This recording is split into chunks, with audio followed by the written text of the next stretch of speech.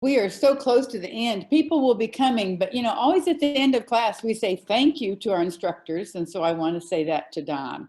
He did jump on board early and did an experimental class, which we all loved. And we said, wow, that works. And then agreed to do these, and has been such a good role model as to format and presentation, and filling our lives with music, and so much to think about every week. So Don, we really, really appreciate what you've done for us. Mm-hmm. Thank you. Thank you, Don. Thank you. I agree. Thank you, Don. Is my internet connection coming through okay? Yes. I had to relocate. I can hear fine. Okay, good. Because when some of you talk, it's a little bit slow coming across. I had to relocate because of some construction noise that's going on in the apartment next to mine. So the connection from you to me is a little slow, but as long as it's okay the other way, I don't care. Oh. Okay. Thank you very much, Lori, and thanks everybody for attending our last class session on music inspired by the natural world. Let me share my screen with you here, and we will get started.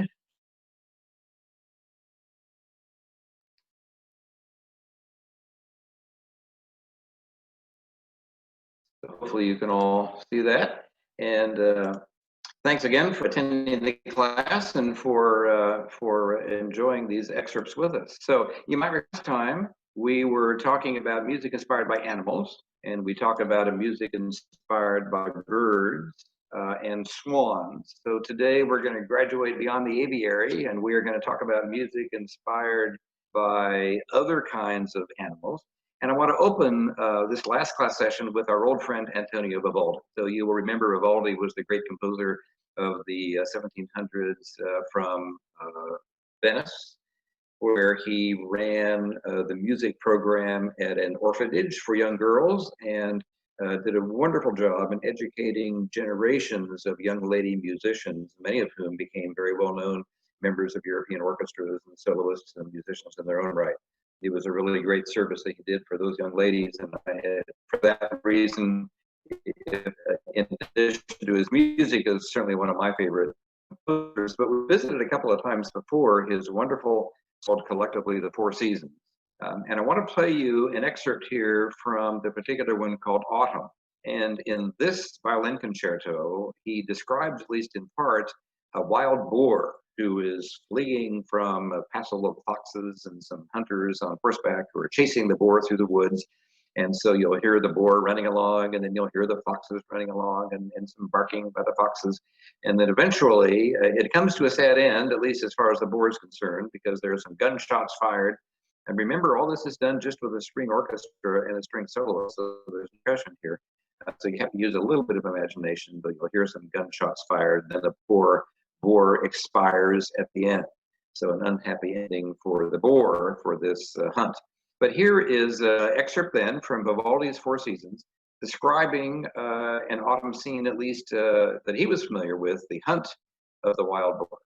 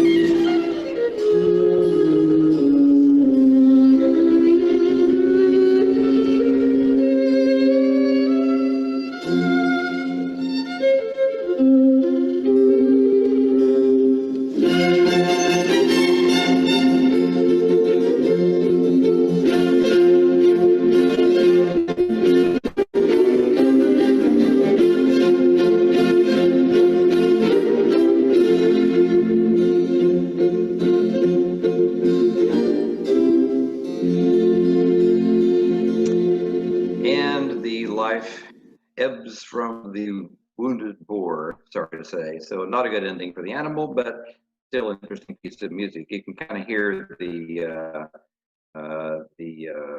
violins or the cellos and the viola playing some sharp bowings, and that was supposed to be indication of the firing of the guns. It takes a little bit of imagination. Antonio Vivaldi. Well, let's turn now, as I promised last week, to more excerpts from Carnival of the Animals by Camille Saint-Saëns.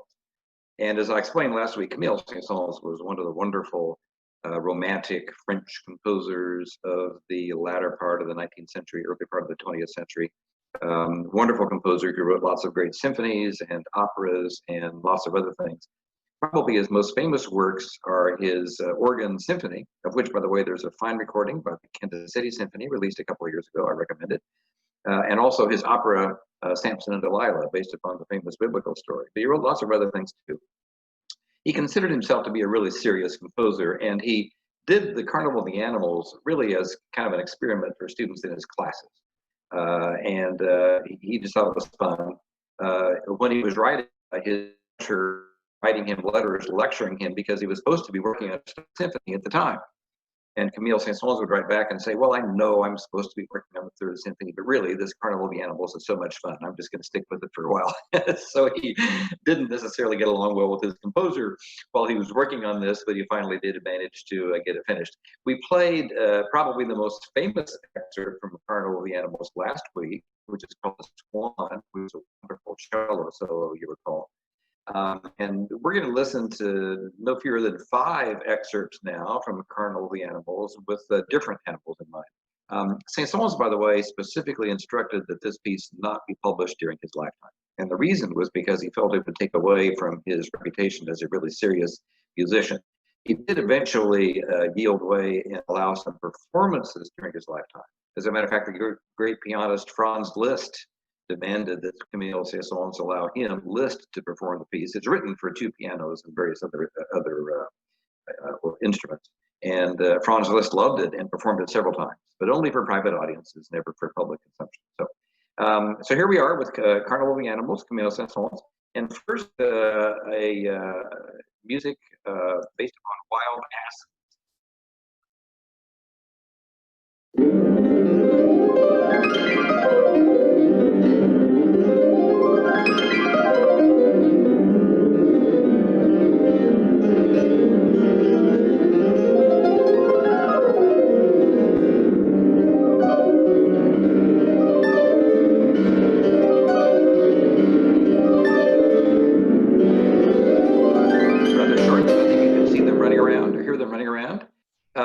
Next, let's a very different piece as he described slow-moving tortoises.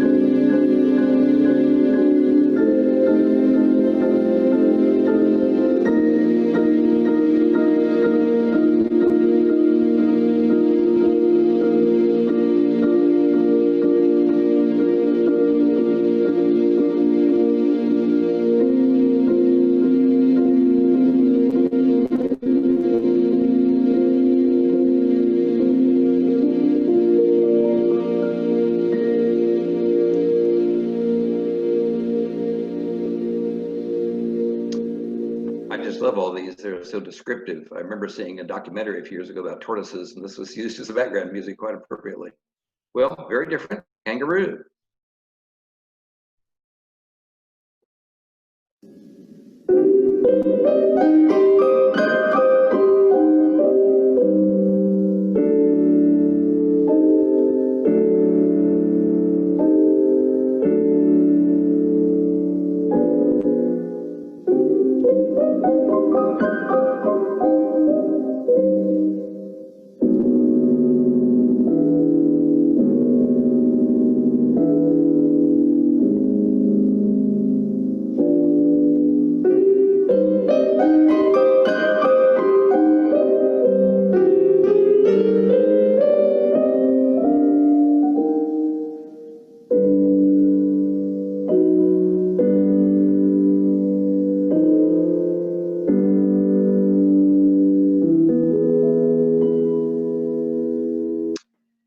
So next I want to play an excerpt called The Aquarium, which of course is depicting in music some fishes swimming around.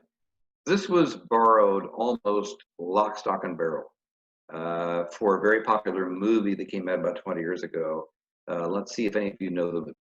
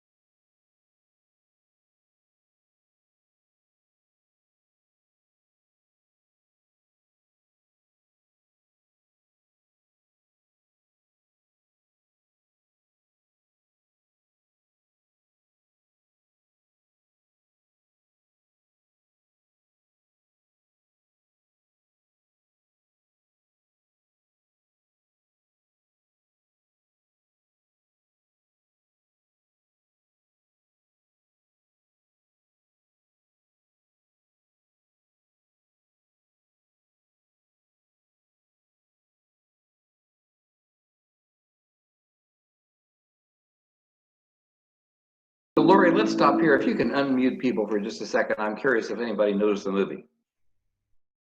Remember, you can unmute yourself.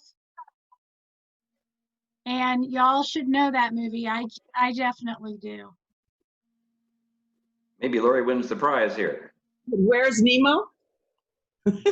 Very close, but that's not the right answer, but that's really close. You're on the right track.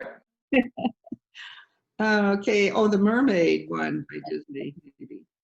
Lori, what do you think? I think it's from the Harry Potter movie. No. No? That's a really good guess too. It's actually from Beauty and the Beast. Ah! Not used in the context with fish at all, but in a very different context. But this is the music that's used in Beauty and the Beast for remember the rose that's sort of gradually fading away?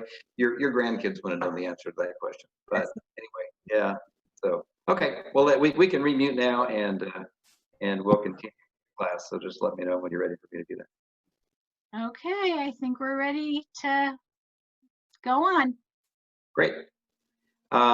So let's listen to one last excerpt then from Carnival of the Animals. So this one's called The Elephant. So see if you can picture the lumbering elephant here. We do have another excerpt, however, about an elephant, and that is from Claude Debussy, who himself wrote a series of pieces called The Children's Corner, which sort of like Saint-Saëns, he was a little bit embarrassed by these speeches, but they were fun, and they were published later. So here is his work called Jimbo's Lullaby. Jimbo was a famous elephant who was featured in circuses that traveled around Europe at the time. So this is a piece he wrote based upon Jimbo.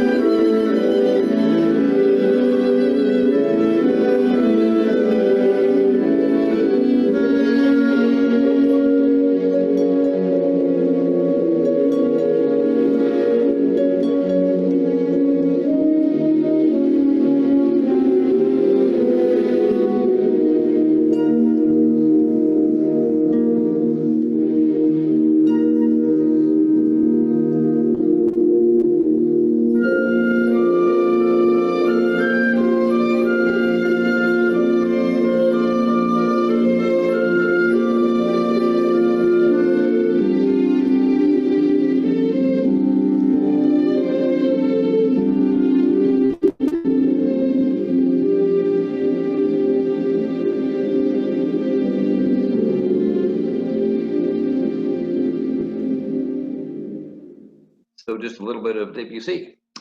Well, now let's turn to fish again. This is from the Trout Quintet by Franz Schubert. So Franz Schubert, we've talked about him before, was a wonderful writer of songs, and we heard one of his songs last time, but now we're going to hear some of his chamber music. This is a piano quintet, which means that it's a piano basically accompanied by a string quartet. So that makes the 5 pieces, the piano being the 5th. And one of the most famous pieces of chamber music ever written. I remember some years ago, my wife and I were in Paris for the first time, and we were taking the subway somewhere, and we got out of the subway, and while we were walking through the subway station, there was a group of musicians who actually had a portable piano down there who were playing Schubert's piano quintet in the subway station. It was certainly the most pleasant, I think, welcome I've ever received in a subway station while walking along. I tossed $1 in the violin case. Or maybe it was a franc back in those days. Anyway, the piano quintet is really the story of a fisherman struggling to catch a trout, but it's called the Trout Quintet because of the trout. So let's hear what Schubert wrote.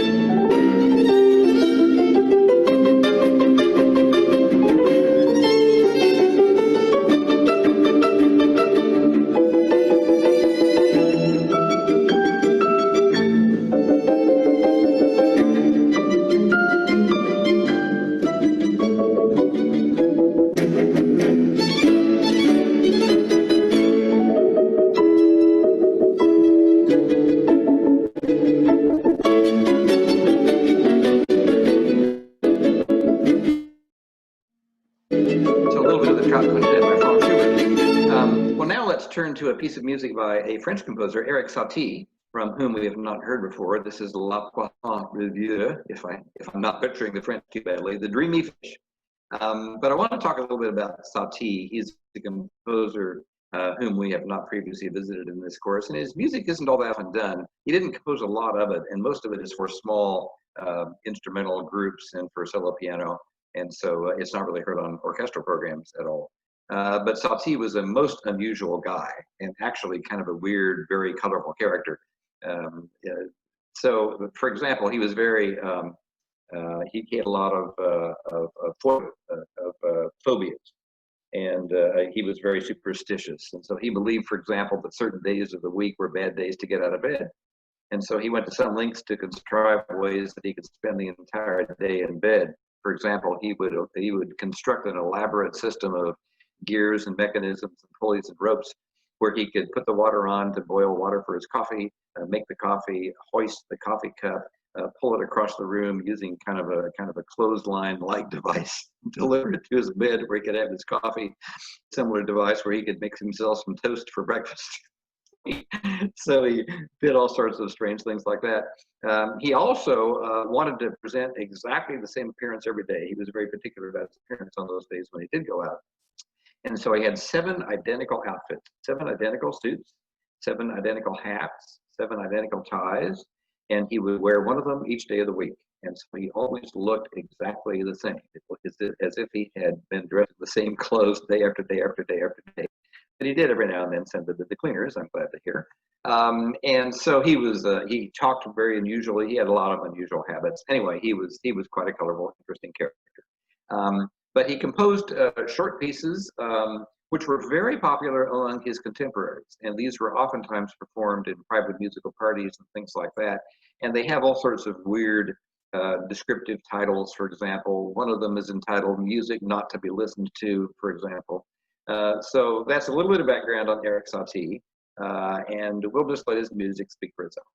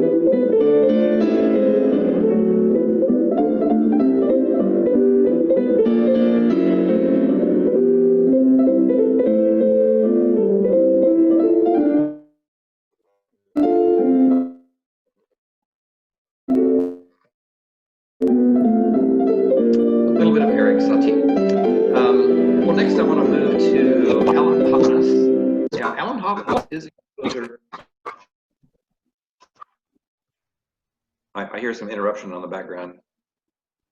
Maybe somebody isn't muted. I want to turn to Alan Hovhaness. Alan Hovhaness is a composer we've heard from before. I think all the way back in class 1 when we were talking about music inspired by mountains. We had the excerpt from Mount St. Helens Symphony, including the eruption of Mount St. Helens Symphony. That was by Alan Hovhaness. So he was a composer born in Canada of Armenian descent. That's where the name came from. But he lived and worked most of his life in Seattle. And he was very much taken by the beauty of nature and so forth in the Pacific Northwest and also the sea. And so he wrote lots of interesting compositions. He wrote over 40 symphonies and lots of other interesting compositions in a sort of a unique musical idiom. You kind of recognize his music when you see it. To you today is called, I see now that I'm muted. Now I'm unmuted, okay. So the composer by Alan Hovhaness that we want to talk about today is called And God Created Great Whales. It's actually a symphony, but he gave it a name. And this was written during the 1980s at a height of concern about whaling and possible extinction of whales and so forth. And Hovhaness was a great fan and very sympathetic with these wonderful ocean creatures. He actually employed some friends who were whalers or who worked for aquariums. They weren't whalers, they weren't trying to capture whales, but they were studying to make recordings of some of the whale quote speech that you can hear underwater. And he incorporated the recordings of whale speech into the music itself. So let's play an excerpt of this, and it's going to be pretty easy, I think, to detect when you begin to hear the whale voices.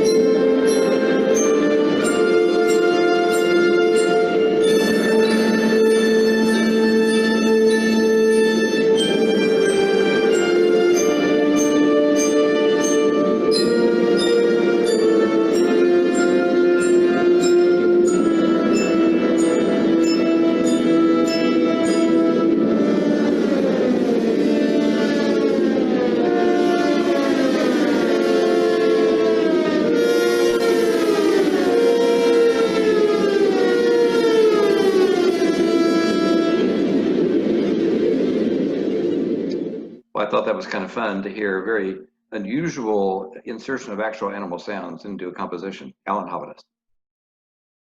Okay, let's go to The Cunning Little Vixen, which is an opera from Lajos Janáček.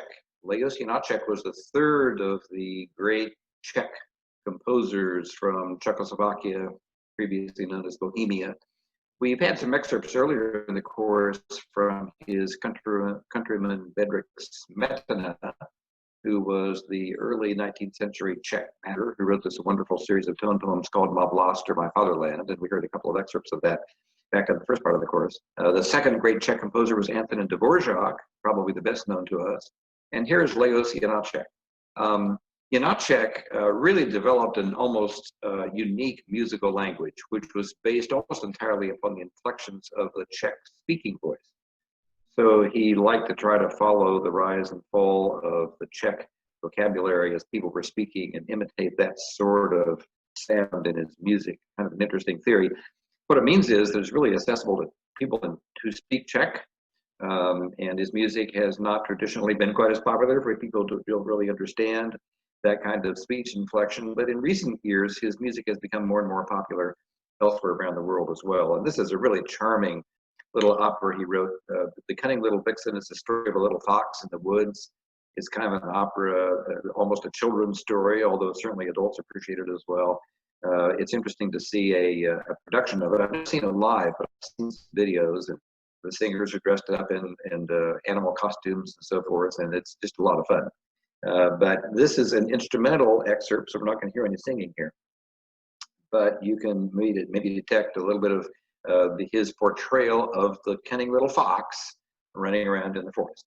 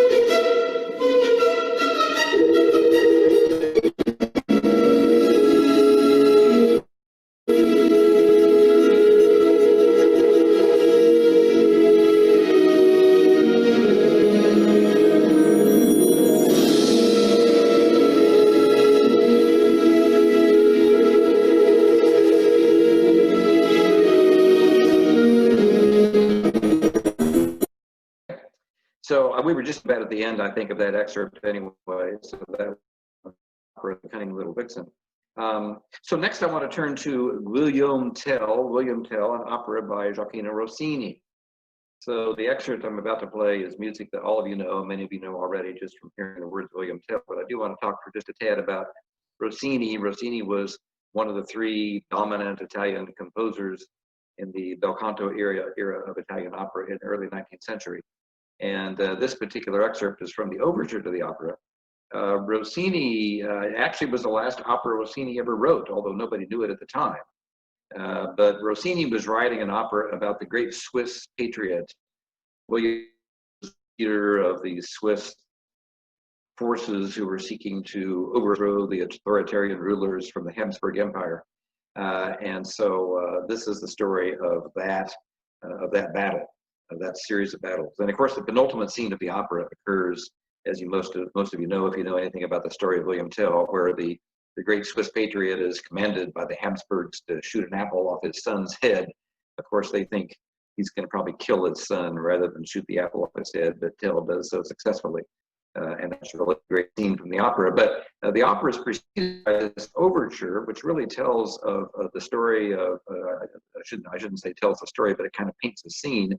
And one of the sections of the overture, the whole thing is really beautiful, but one of the sections of the overture depicts the cavalry riding to battle against the Habsburgs. So this is Horse Music by Rossini.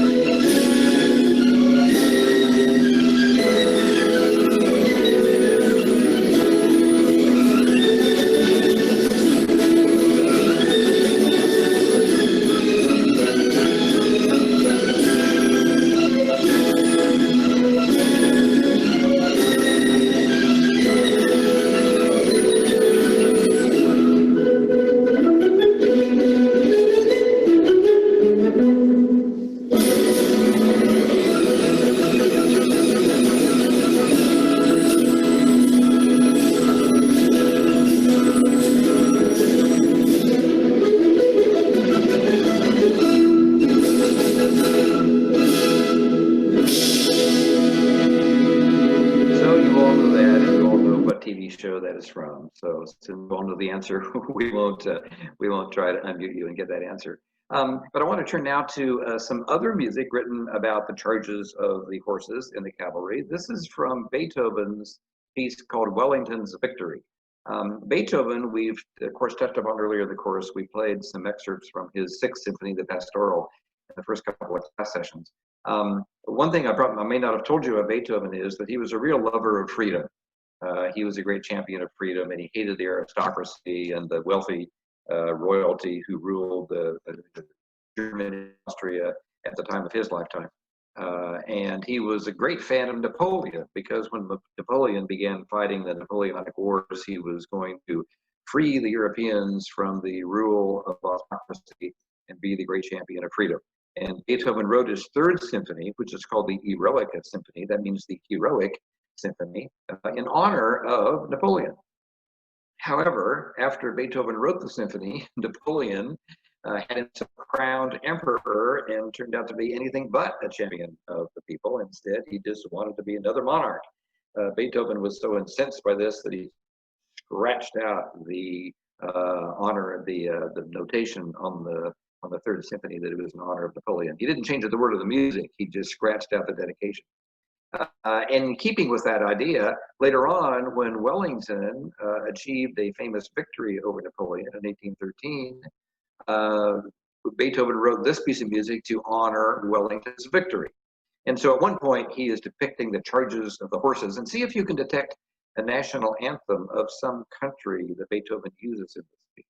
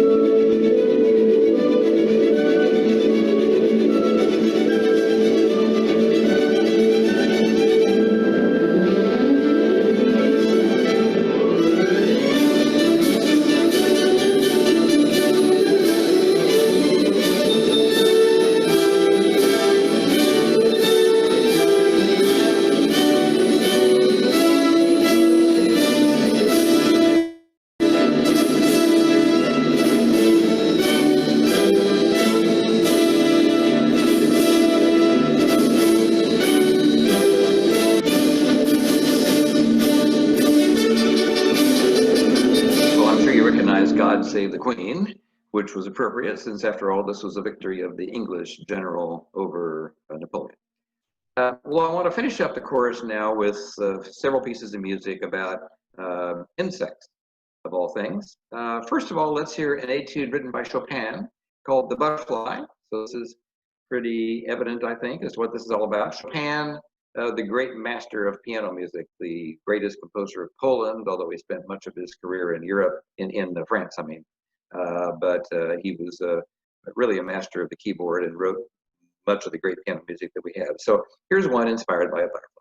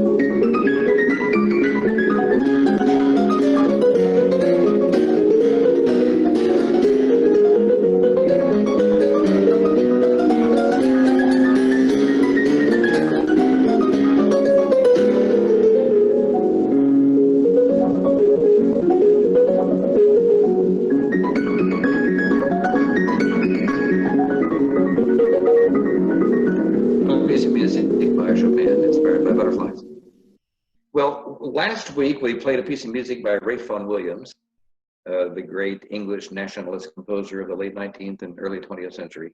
Probably the greatest symphonic composer of the 20th century. A great had wonderful appreciation for orchestration and had a right for the orchestra. Wrote some beautiful symphonies. I certainly recommend lots of his music. But here he was asked one time to write some incidental music for a Cambridge University production of the comedy The Wasps by the Greek master Aristophanes. Now, those of you who recall your Greek drama and comedy will remember that Aristophanes was one of the famous Greek authors, wrote a series of plays, mostly comedies, and most of them satires on the events of the day in Greece, in particular satirizing the aristocratic ruler Cleon, of whom Aristophanes loved to poke fun.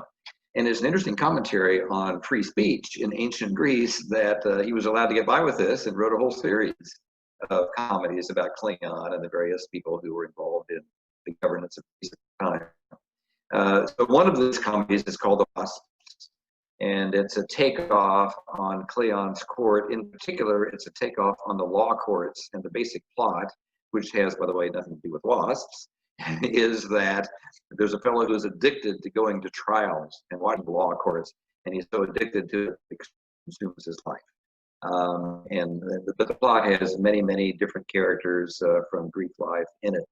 And I'm not really sure why the play is named The Wasp, but when Ralph Vaughan Williams was asked to music for it, he certainly took the inspiration from the title when he wrote music. And this is very much about wasps. So let's hear what Ralph Vaughan Williams wrote inspired by wasps.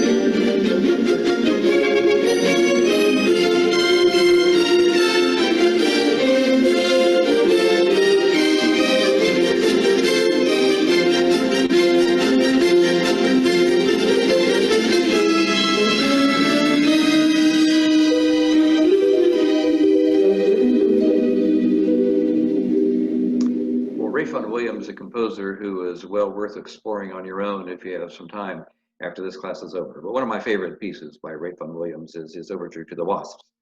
Well, we'll finish up with a piece of music that I think you all know, but it's one of my favorites. I guess I could probably say that about almost every piece of music we played in this course. Nikolai Rimsky-Korsakov was the late 19th century, very early 20th century Russian composer who was kind of a successor to Tchaikovsky and took much of his inspiration from Tchaikovsky. Composed in a very traditional vein, wonderful melodic composer, very well-schooled in orchestration and had a tremendous feel for orchestration. He was a professor at the Moscow Conservatory and taught another generation of composers that came up after him, Stravinsky and Prokofiev, for example, who were later Russian composers were students of Rimsky-Korsakov.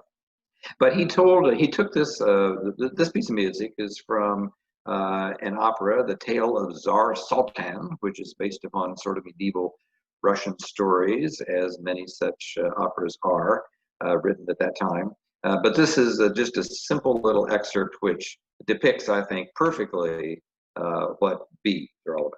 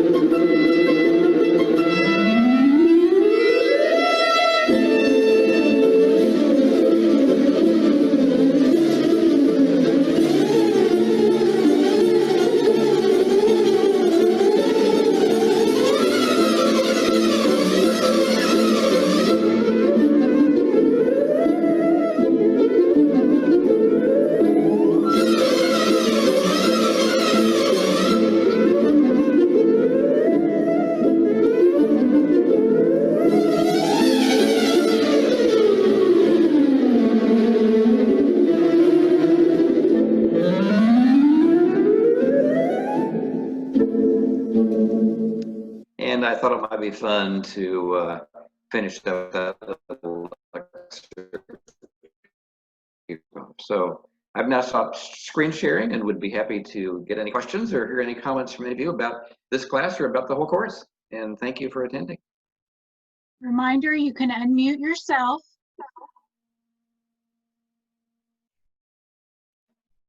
Well, I'll say thank you again, and I'd forgotten Flight of the Bumblebee. That is such a tour de force. Listening to all those instruments play all those notes so rapidly, it's amazing. It's very difficult to play, I've been told, yeah. Oh, I believe it. I believe it. Every single one of the violins, I mean, they're just all over the place. Crazy. Probably why it's so short, it's so tiring to play. Right. You mentioned the St. John's organ recording by the Kansas City Symphony, and we actually were there for that, for the rehearsal for the recording. Wow.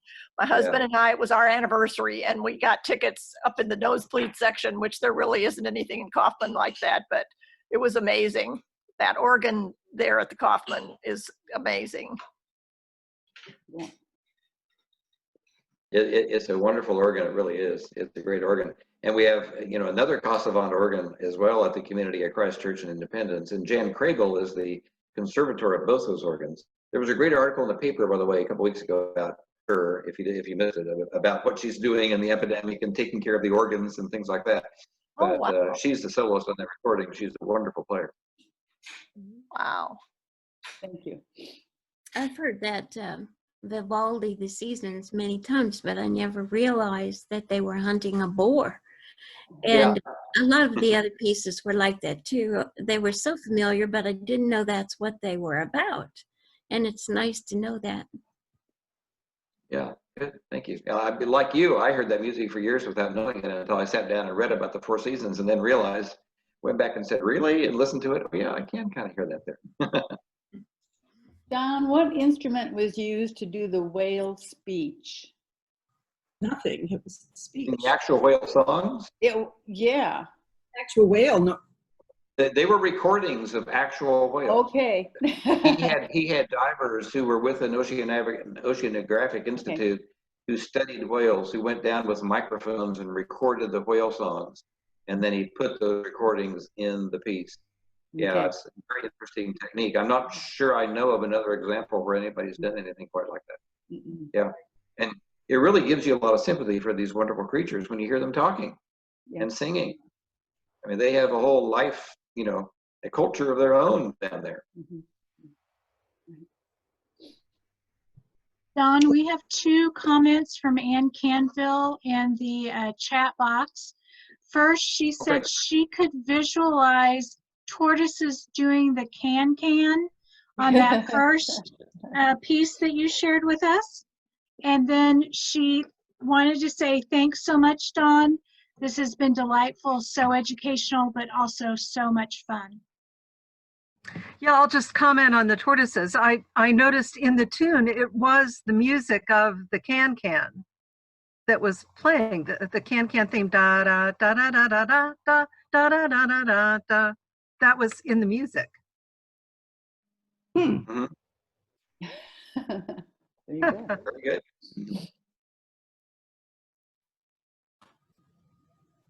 Well, Don, this is Louise. I just want to thank you for showing how the natural world has influenced these composers. It's just amazing to me how so many of them died so young. I mean, Yeah. I've kept track of their ages anywhere from 22, and I think Williams lived the longest to be almost 90, but Right. they were geniuses, these young men. It's amazing. Yeah, and a lot of them were in a hurry. I mean, these were days, well, first of all, life expectancy generally was a lot less in those days. Yes. But it was easy to die of an epidemic or, you know, a food shortage or diseases or just all sorts of things could come by. And so I think part of the attitude that people, especially of a creative nature, had in the 1700s and 1800s was they didn't have a lot of time on earth, and so they needed to get it done. They needed to move on with it. And so you used to see a lot of people who were very talented, you know, starting at a young age and cramming as much as they could. I mean, the one that amazes me, of course, they all amaze me, but Schubert, he died at 31, wrote over 400 songs. 400. Oh. You know, that's a lot of music to generate in a short period of time. Yeah. So I think- that was probably true of any profession. I don't really know, but obviously musicians are the ones that I've studied. But the average life expectancy was probably maybe 50 at that time, and in your 30s or 40s, it wasn't really all that young. Later on, obviously Ray Vaughan Williams came along a little bit later. People live longer, but even in the early 20th century, you lived to be 60. That was ancient. Mm-hmm. Rossini's the only one that fooled him. I mean, he lived to be what, 76, and yet he wrote everything as a young man. Yeah, that's right. So he retired at 37 and then spent the rest of his life, another 37 years in retirement. I think all of us aspire to spend 37 years in retirement. But there were a few who lived a long period of time. I mean, Monteverdi, who was an early Italian composer from back in the 1600s, lived to be almost 90 and composed into his 80s, but that was extremely unusual. I mean, that would be the equivalent of being 140 years old today or something like that. So that was extremely unusual. But you're right, a lot of them died earlier. Yeah.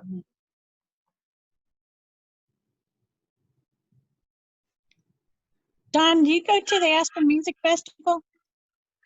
No, well, no. I've been to another music festival in Colorado nearby, but never the Aspen. It's wonderful, I know. Have you been there? Oh my God. Oh, many times. I've been going since I was 2.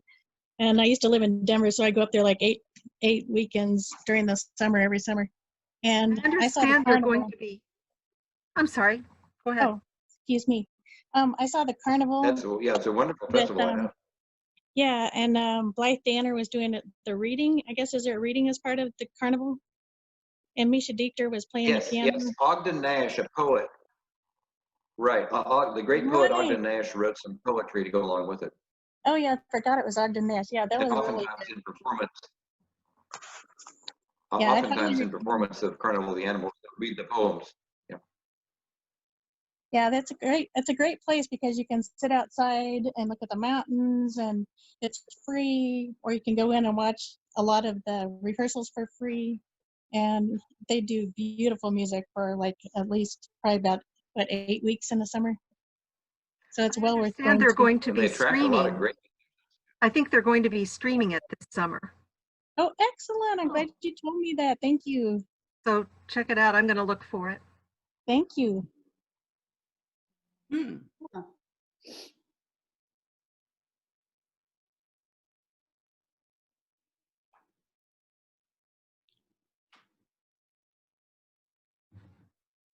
Okay.